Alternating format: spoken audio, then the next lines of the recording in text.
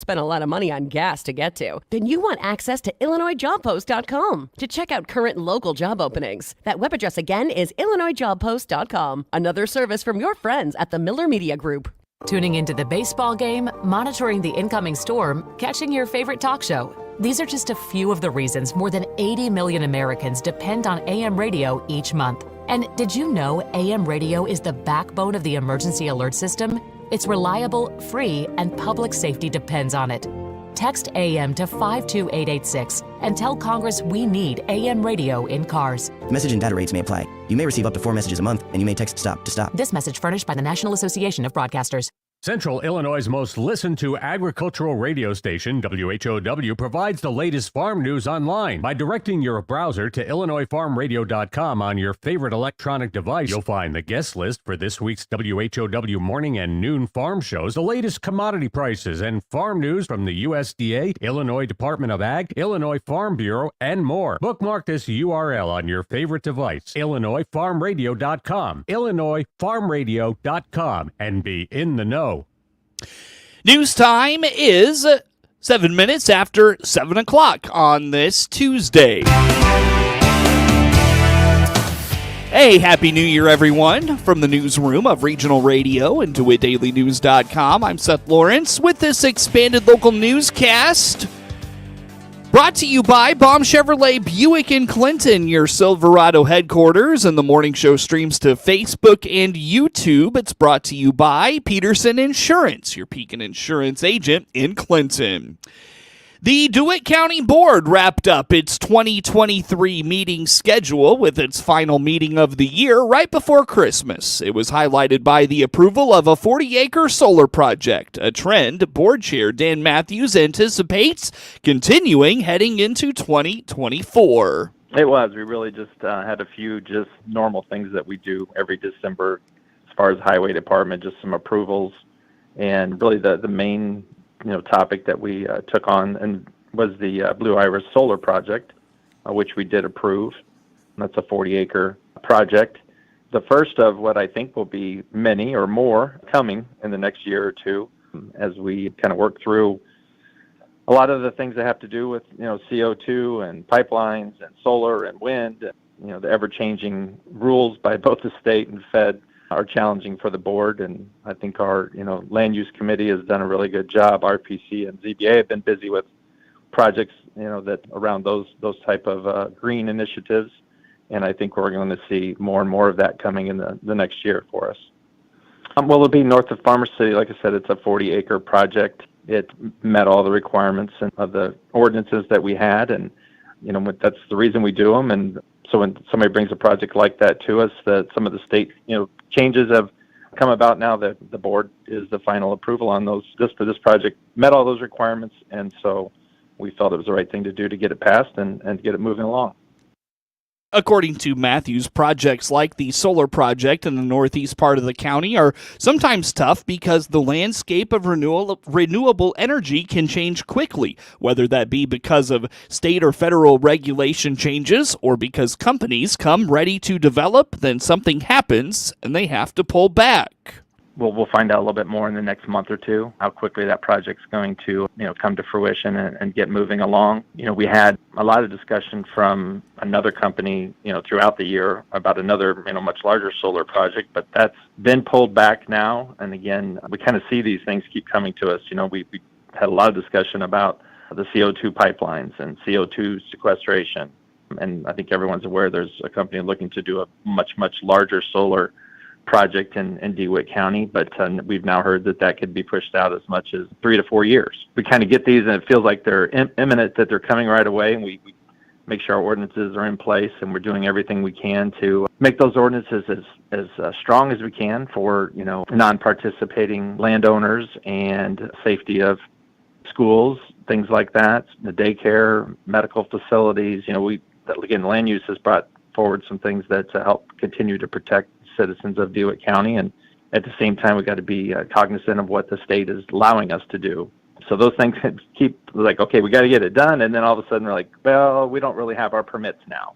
Well, or we're going to pull that back, or we're not able to get the supplies you need to make these projects happen because of just supply chain issues again, which, everyone still is facing. So we kind of think we have to act quickly on these. And we did do some resolutions to put some of these on hold in order to find out more about them. But I think at the same time we end up seeing that, hey, the state or feds are saying, yeah, there's more to these. It's not time to issue permits or move forward with some of these other types of projects. So we just kind of keep going with the flow of that, and acting as quickly as we can, but also trying to make sure that anything we put in place is going to be able to stick.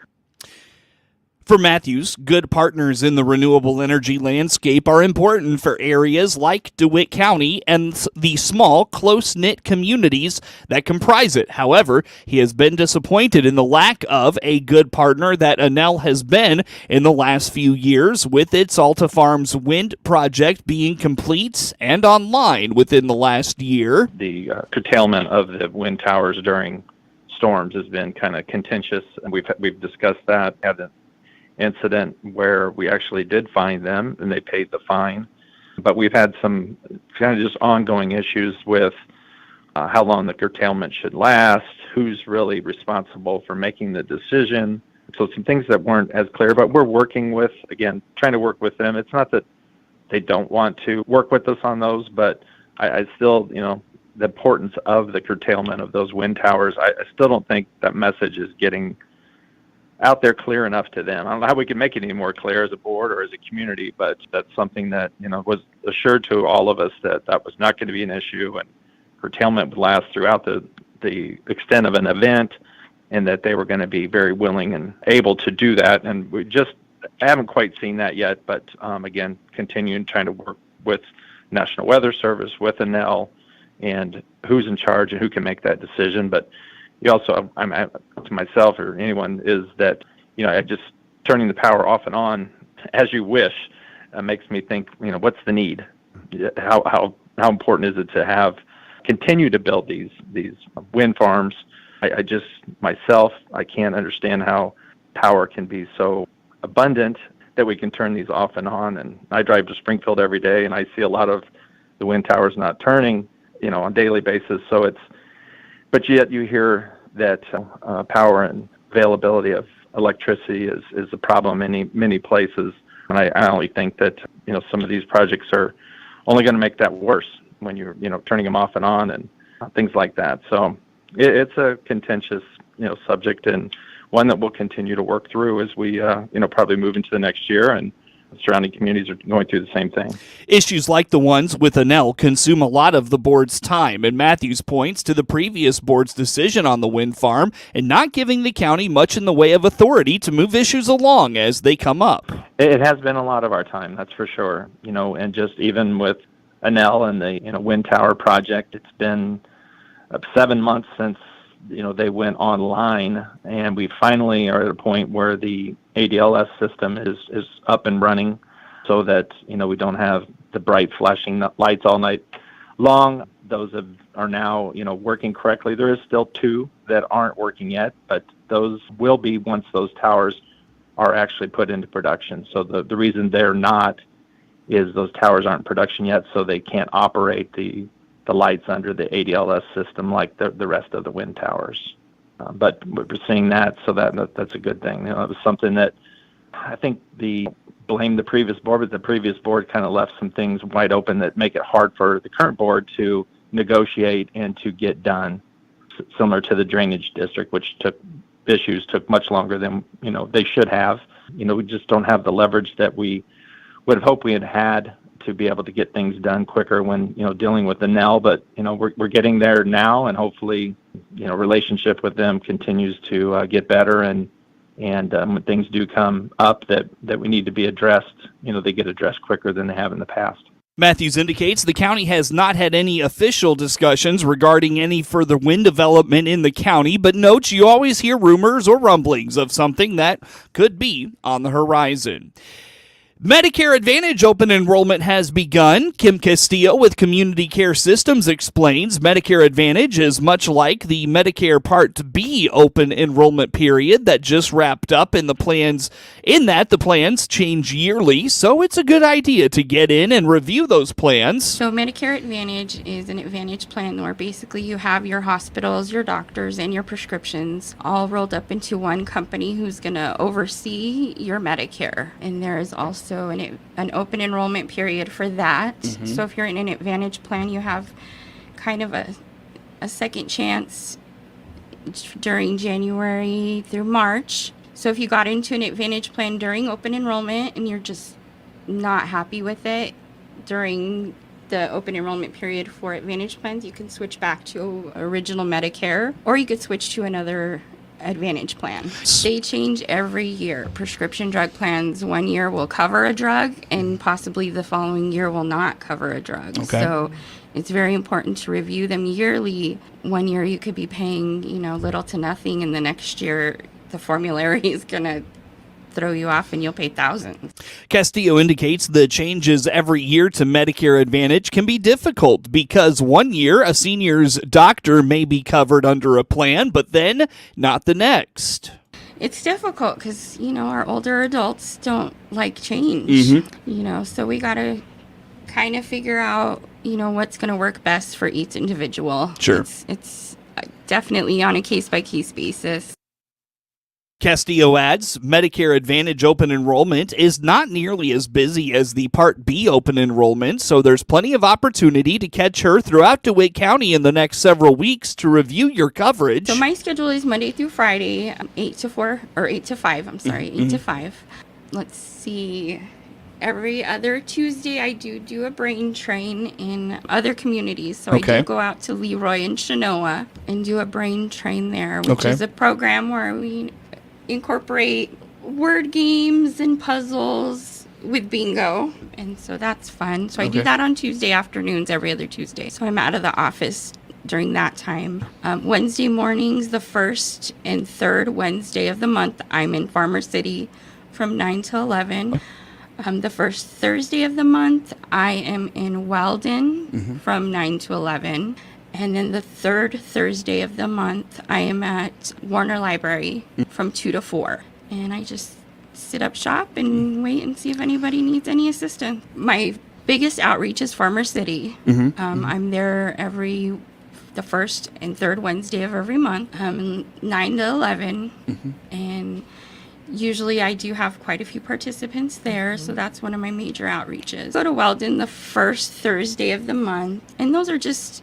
if anybody needs assistance and has issues coming to Clinton, I'm there. And then at the library also, if on the third Thursday of each month. And that one's from 2 to 4. To get a hold of Castillo to schedule an appointment or ask any questions you may have, reach her at 217-518-8010. Castillo notes she can also help with numerous other senior assistance programs.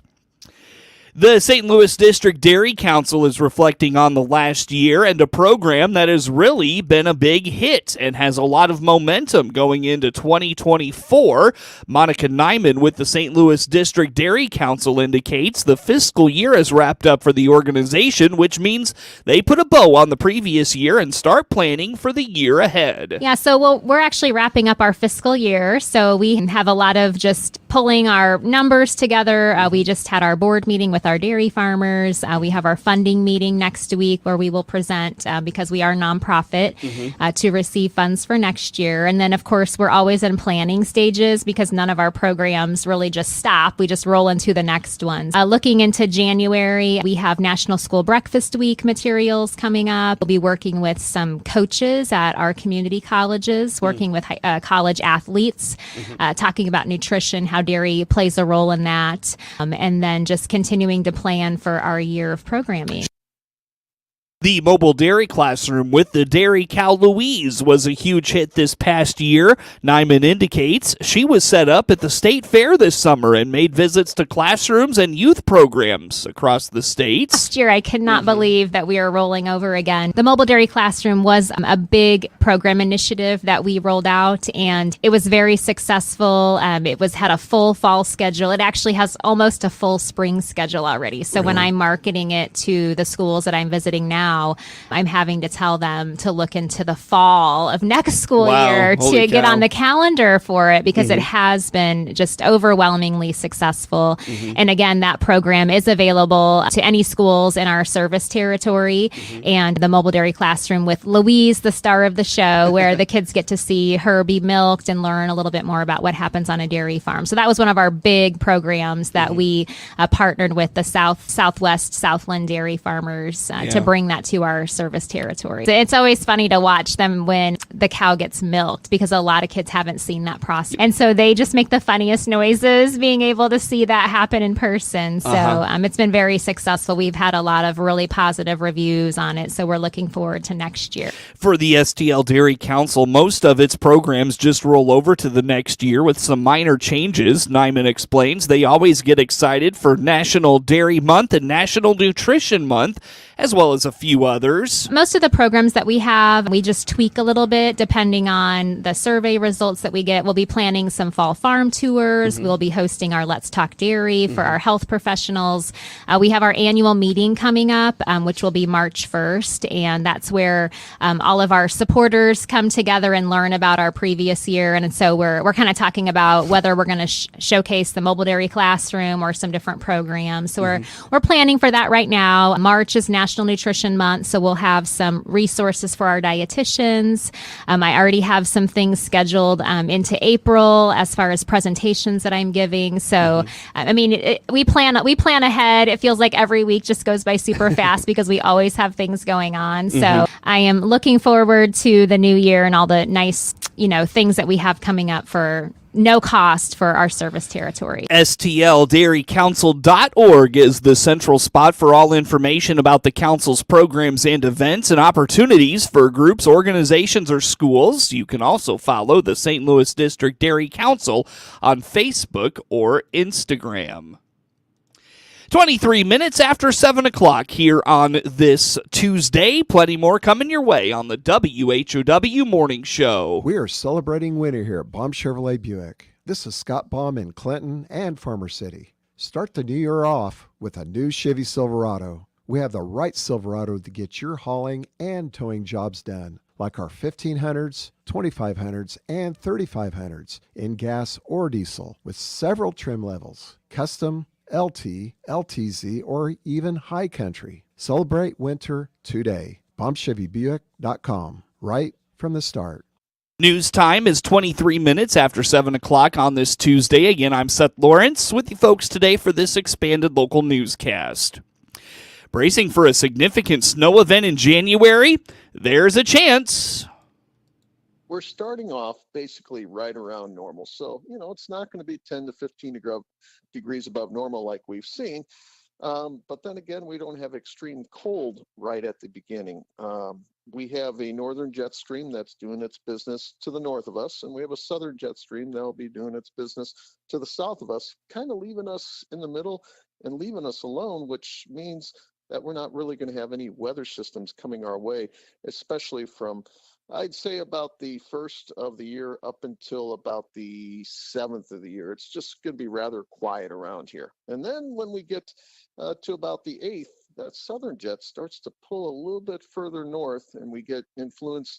It's going to pull some moisture out of the southwest, and that's going to create some interesting things. At the same time, we're going to have cold air coming down the western half of the U.S., and those two should be able to merge over our area. And I'm looking at on the 10th and the 11th that we're going to have a pretty good snowstorm cutting across, I'd say, just north of I-70 and then going up I-57 from Champaign. Those areas, so the northern half of the state is in line to see a snowstorm finally, according to what we're used to seeing during the winter months. That's meteorologist Paul Otto with freeze notice weather.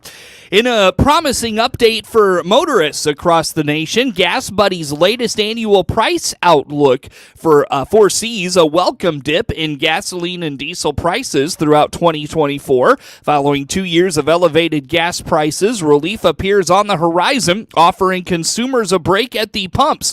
The projection anticipates a decline in the yearly national average, plummeting from $3.51 a gallon to a year-end estimate of $3.38 per gallon in 2024. According to the outlook, the fluctuation in prices is expected to follow a pattern. They could dip below $3 per gallon as winter sets in, then gradually climb close to $4 a gallon by summer before experiencing a mild decrease. However, potential uncertainties during hurricane season could influence these projections. While some California cities might witness brief spikes above $6 per gallon due to refinery issues, most major U.S. cities are projected to peak at or slightly below $4 a gallon. The report also highlights Americans might collectively spend approximately $446.9 billion on gasoline in 2024 on an individual household level. The estimated average yearly spending is predicted to drop by about 2% from 2023, marking a more than 12% reduction compared to 2022. Patrick DeHaan, Gas Buddy's head of petroleum analysis, expressed optimism about leaving behind the era of $5 and $6 gas prices, citing an improving global refining scenario contributing to more stability and lower prices at the pump in the coming year. He acknowledged potential disruptions, but remained confident they could lead to record high prices, attributing the stability to increased U.S. oil production, along with Canada's contribution. The forecast suggests the peak of the summer driving season, specifically around May, might witness the highest national average, potentially reaching $3.89 per gallon. However, additional uncertainties are expected during hurricane season in late summer. Diesel prices, too, are expected to decrease incrementally from 2023, with a projected peak at $4.13 a gallon in March. The outlook also hints at potential influences from electric vehicles and the 2024 presidential election on fuel prices in the upcoming year. For more information, visit GasBuddy.com. Various ag industries continue to be challenged on the labor front. KJ Johnson is with the Illinois Fertilizer and Chemical Association. The biggest thing, what we hear, guys, it's CDL drivers right now. It is hard. The industry used to use a lot of part-time seasonal CDL drivers during the seasonal stuff, but it seems like very much after COVID that completely changed. And how does industry change, keep more truck drivers? We need truck drivers. But I will tell you, we are definitely not the only industry that is affected by this. If you talk to anybody that has semi-trucks in their business, it is hard finding quality drivers and keeping quality drivers. Because right now, there's a lot of jumping around. So we're dealing with that. But also just, post-COVID, just keeping people there, keep them working. Now we are more working from home. Our industry isn't kind of like that. We're in the fields. So how do you attract those new, younger employees to stay in the industry? And not just the ag retail industry, is agriculture as a whole. So we're talking about that, and how do we recruit better to get the quality employees. Johnson says that will be a talking point during the upcoming IFCA convention, January 16th through 18th in Peoria. More info is at ifca.com. Get news anytime from your computer or mobile device at DeWitt Daily News.